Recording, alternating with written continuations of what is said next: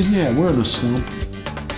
But this isn't the first slump we've had. We've had many, many, many over the years. When you look at all the immigrants who came to America and you ask, why did you come here? They came because they had ideas that nobody would listen to. What they see here is the story of a young man, an entrepreneur just starting out, with a great idea that nobody wants to listen to.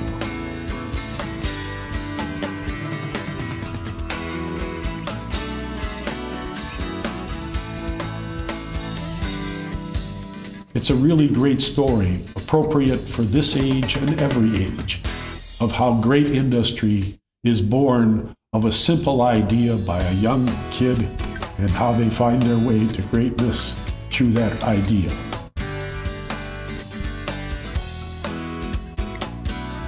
I'm Dick Rubens, president of the Model T Automotive Heritage Complex, Incorporated, a nonprofit corporation that operates and owns the Ford Pickett Avenue plant. From the end of 1904 to 1910, the end of 1910, they produced the Model B, the C, the F, the K, the N, the R, the S, and the T here.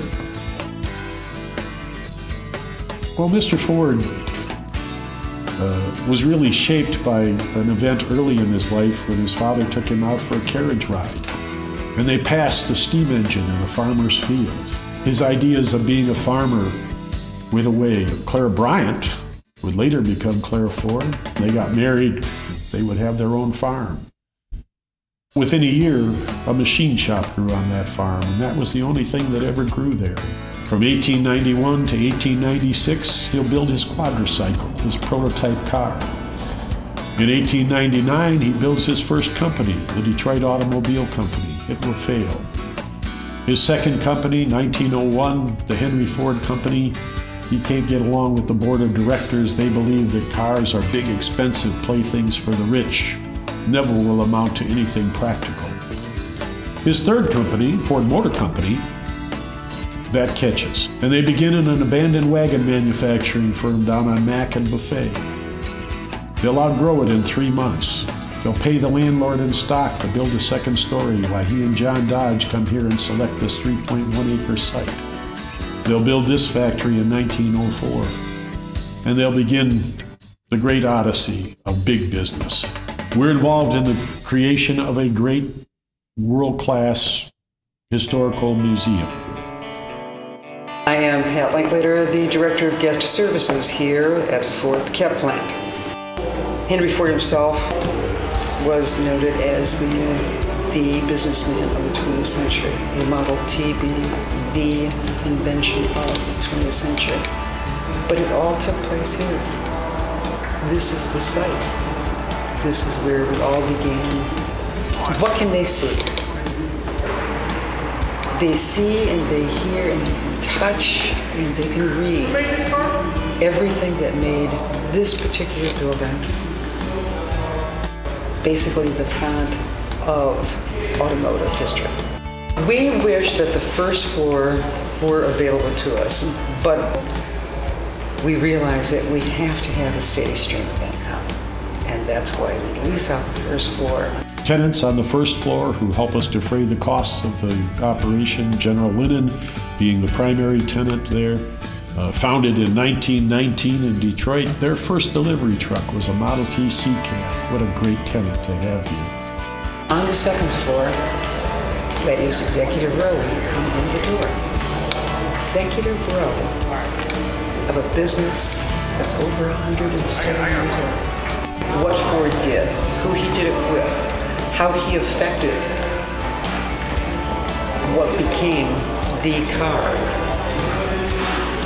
He would sit down in the secret room. Oh, the experimental room. That wonderful place, the heart of this building. That's where the concept, the design, the initial work, the engine building actually happened for the Model T. Mr. Ford had bought the rights to vanadium steel. He turned to his chief inventor and machinist, Charlie Sorensen, and he said, "Charlie, I want you to go up on the 3rd floor in the back of the building. I want you to build an experimental room, a secret room." With his engineers and designers, draftsmen. In 9 months, they went from concept to completion of the Ford Model T, the car that will put the world on wheels. Through his economies of scale and his new production techniques, to build over 15 million Model Ts. This factory was designed by Field, Hinchman and Smith, Detroit architects, now the Smith Group, the oldest architectural firm in America. They were chosen because they were researchers in fire-safe buildings with the building materials of the day, brick and timber. Mr. Ford was very concerned about fire because Ransom Olds factory had burned down in 1901, and it had set Ransom Olds way back in his quest to be an automaker. Ford understood that fire was a dangerous thing, and so he built his factory to be fire-safe.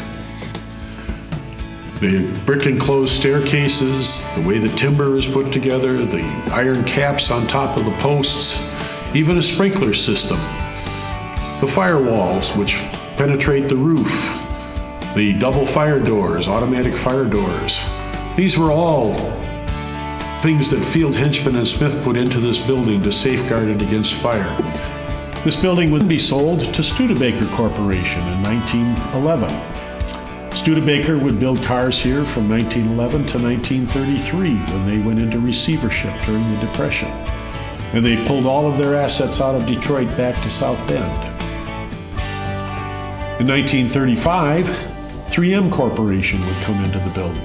3M Corporation would occupy it, building materials for the auto industry until about 1975.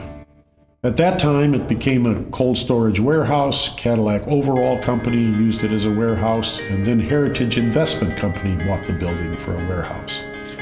It was Heritage Investment who decided that they would tear the building down in favor of a steel-sided warehouse. When they were approached by Dr. Jerry Mitchell and a group from the Henry Ford Heritage Association about not tearing the building down, Mr. Wickens, who owned the company, said, "Gee, I'm glad you're here. I knew it was an important building, but I don't know what to do with it. If you guys know what to do with it, let's make a deal." And he gave us very generous terms of the land contract purchase of the building, allowed us to buy the building over time and to begin the process of restoring the building and preserving the building as an industrial and automotive history museum for Detroit. We have a 100-year-old building that has been neglected for many, many years that we have to put back together. We have not done it, and that's the interesting part. We have not done it with great volumes of money. We've done it with a lot of people, grassroots restoration kind of project where people come in and say, "How can I do?" We have 355 windows in this building, with double-hung wood windows that have been terribly neglected. We have a magnificent volunteer team. They're members of the Ford Retired Engineering Executives. Free. The free guys come here every Monday. I shouldn't say just guys, because we have ladies in that group also.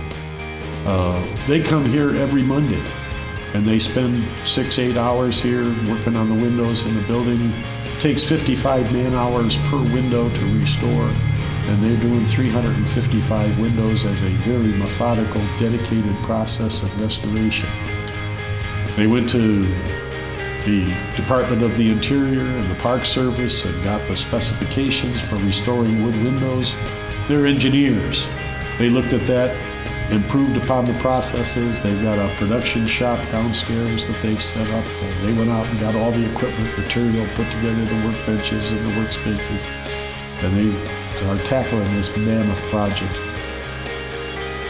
We need almost any skill that any person has. Not only the restoration of the building, the skilled trades necessary to do the restoration of the building, but the marketing, the financing of this, anything that anybody needs to do, we need that help.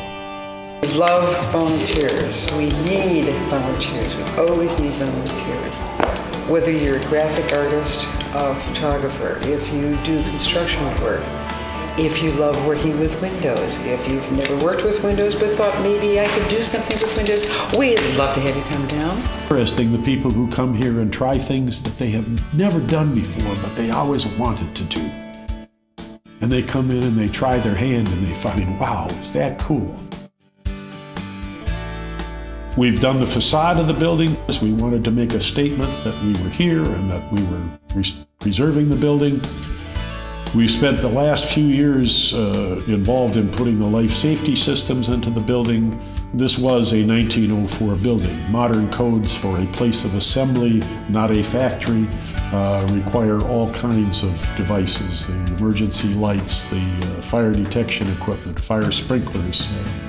So we've been working on that the last few years.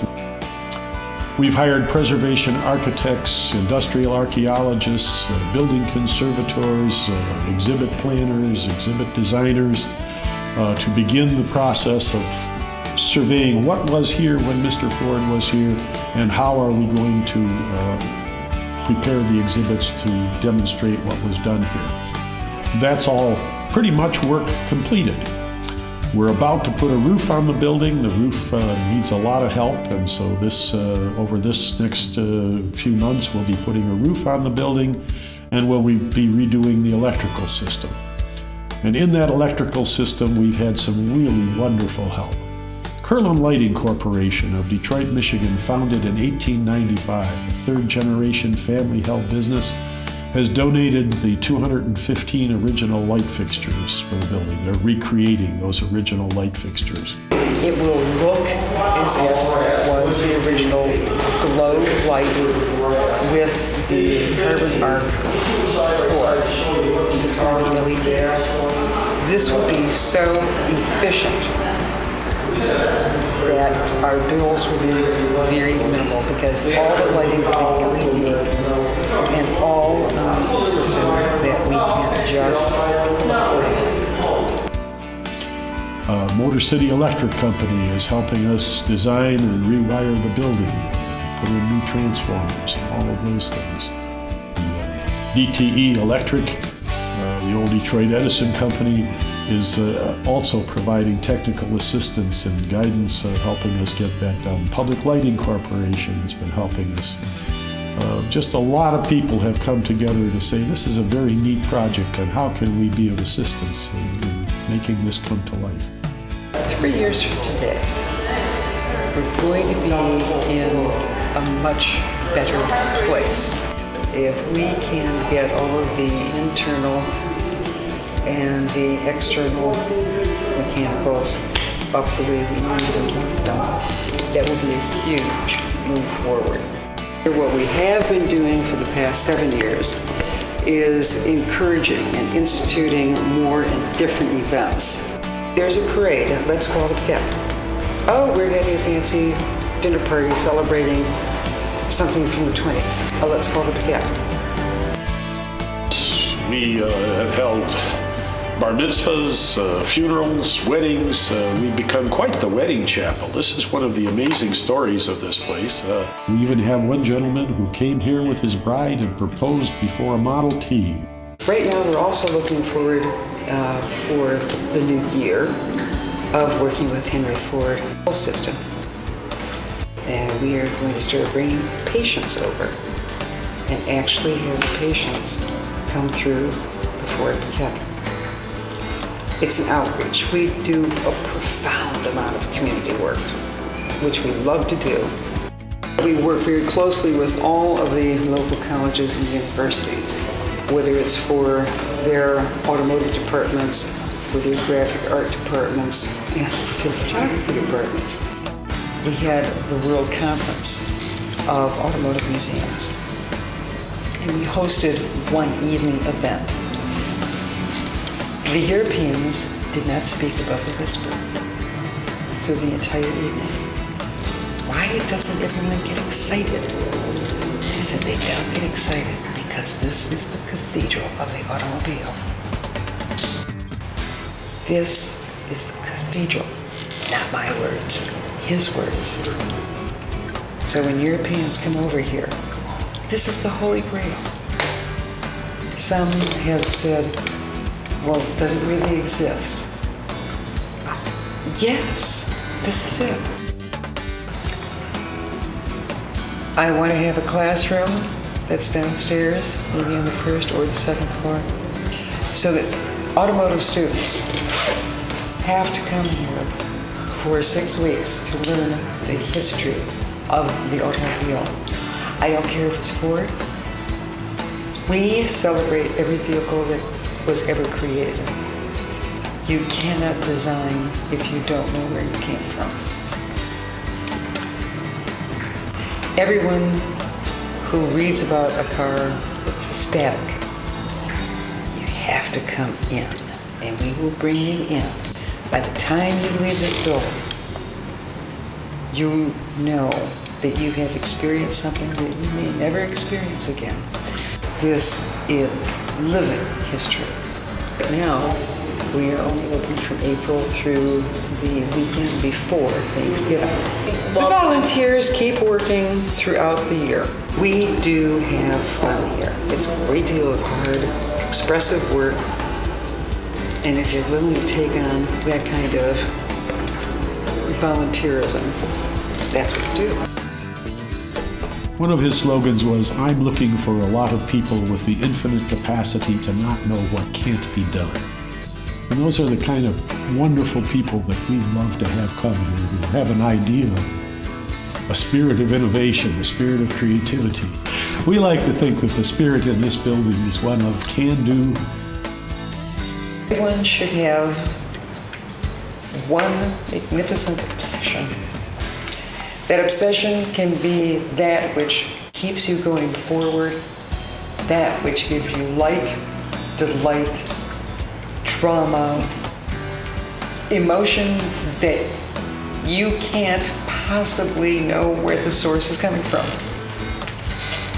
Something that drives you and you alone.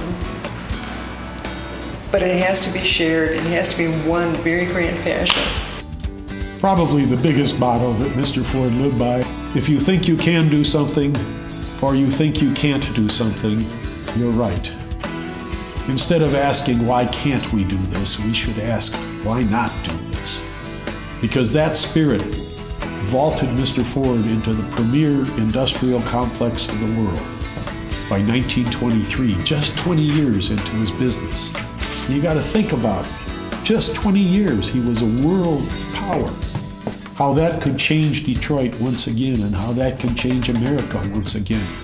When we stop saying, I don't care what you want to do, you can't do it. And we start saying, anything you want to do, how can we help you do it? And the cool thing that we have done in America is create an environment in which that idea can have expression. I want every car that was ever built here to be represented here again. I would like this facility to tell the story of Detroit's great industry, to tell the story of the arsenal of democracy, of the rise of the unions, the rise of the middle class, the rise of a market economy that created a lifestyle second to none in the world for Americans. A lifestyle which other people in the world want to copy, which they want to participate in, and our ideals here are spreading out over the world. And that's a story that we should be telling. I would like to have one kid, at least one, and it would make my life worth all of the trouble we've had here. If one kid came through here and heard this story and looked at this story and said, I got an idea, and he goes on to conquer the world with that idea, I'd be thrilled. I would think we had done our job very, very well. Yes, you can become a member of the Model T Automotive Heritage Complex for a mere $40 if you check our website, www.tplex.org. You can become a member of the Model T Automotive Heritage Complex and help us get this place set up. They can call us, and that's 313-872-8759. They can go online at info@tplex.org.